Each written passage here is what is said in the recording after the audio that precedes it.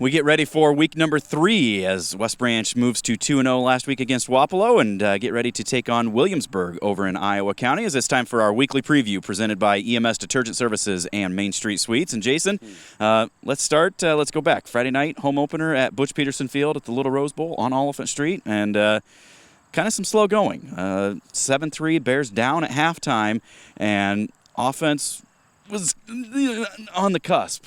But just one little thing here or there kind of slowing them down. Second half, though, really started to open some things up and turn that 7-3 deficit into a 24-7 victory. And you're going to see growing pains. It is what it is. When you have to replace 6 offensive starters, you're going to see some growing pains, but they're getting better and better. You saw things in the first week. You saw a few good things in the second week, as you mentioned, where it was slow going. 7-3 at halftime. Susan Harmon of your Prep Sports says the Bears' offense was in hibernation mode. Well, they woke up. And good teams are going to see challenges against some good teams. West Branch has played West Liberty, going to be a 2A district crown challenger. Wapello is definitely going to challenge for their district in Class A. West Branch is going to, or are they 1A? 1A. They're going to challenge in that district with Mediapolis and Sigourney Keota. So they've seen a couple pretty good teams. But they saw Friday, they got down. They could have, oh crap, what are we going to do? Yeah. But they build up. They did what they needed to do to win the football game, and the defense did everything almost they needed to do to make sure that the Bears sealed that victory 24-7. Yeah, take away a couple of longer runs that Forts had for Wapello, and that defense was basically shutting them down. Yeah. Now, that helped when they don't have their starting quarterback there. That limits the playbook a little bit. But, again, the defense, though, played what they were supposed to do. But then offensively, you saw some things where, Gavin maybe gained a little bit of confidence, throwing some deep balls. Got Trey, found him in the end zone, found him on a long pass play, just got that running game going a little bit, and just seeing that offensive line grow more and more each and every week. Yeah, I think he said some of the magic words there. If you think back to the offseason, for those maybe that don't know this, Trey Eagle was the heir apparent to play quarterback this year after Bo Cornwell graduated.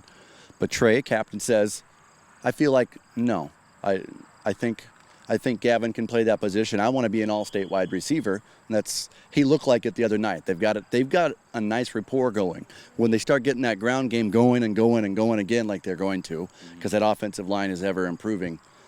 When you get a two-headed monster, it's going to be tough to stop. But this week against Williamsburg at Williamsburg is going to be a tough one. Yeah, well, let's jump ahead to that. And a team that a couple years ago was a state title contender, started last year number 1, had a rough start, but turned it back around and got into the postseason, made it into the playoffs.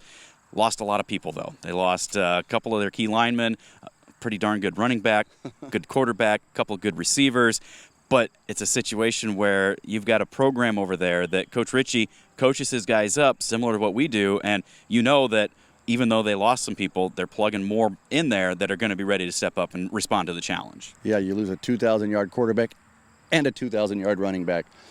I can't tell you, I would probably on this one hand, how many teams in the state of Iowa, maybe on about that many fingers, lost that kind of production from a football team from last year. And with the lineman you talked about, Clayton Thurm being an Iowa State offer, decided to walk on at Iowa as a preferred walk-on instead, and we wish him the best. But again, they've got a system. They've got Coach Ritchie. They've been there. They've been to the mountaintop close 2 years ago, being runner-up. They know what it takes to get it done. Coach Ritchie has some players that he's gotten through the program that are on, one of them being a professional football player for the Los Angeles Rams and Austin Blythe. So they've built a program. It is a program, and you got to expect one of the better games you're going to see all season when you go over there to play that program. When you look at it, okay, they won by a 14-7 score in their Week 1 game. Yeah. Lost a pretty big one this past week, but you know what? They played a 2A playoff team in West Marshall the first week. Yep. They played a 3A title contender this year in Western Dubuque, so it's not like they've had an easy schedule either. And so you know that they're really going to be ready to come out and prove something here against this West Branch squad. Yeah, that's the third time they played. The first week of the season against West Marshall was the third time those teams have played in their last 11 games. They played the first game of the season last year. They played the first game in the playoffs a year ago, split, and then Williamsburg wins the rubber match in the first week of the season, but then they run into the buzzsaws that is Western Dubuque.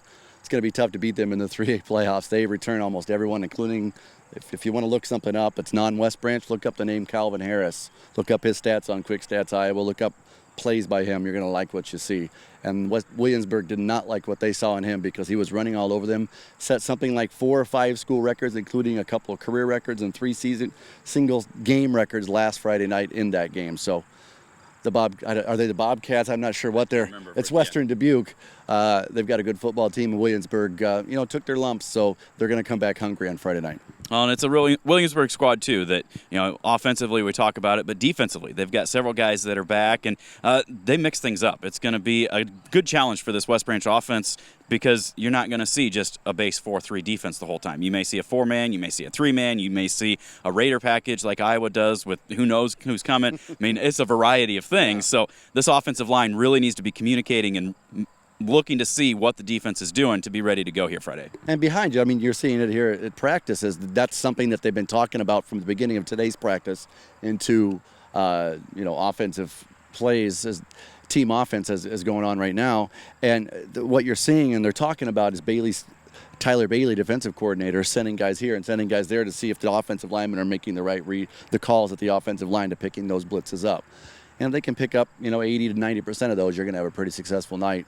But you keep your eye on, for their offense, keep your eye on Caleb Weegan, man. Mm-hmm. We talked about it in the podcast. We got 5 catches for 190 yards. And 3 touchdowns. One of them's a 90-yarder. One of them's like a 78-yarder. Yeah. He's a big play receiver. And last year against West Branch, I think he had around, 200 yards receiving in the football game last year. So, I mean, he's an athlete you got to keep your eye on. And Austin Burns at running back, good kid, comes from a great family, really nice kid, good golfer, baseball player, pretty good running back too. Yeah.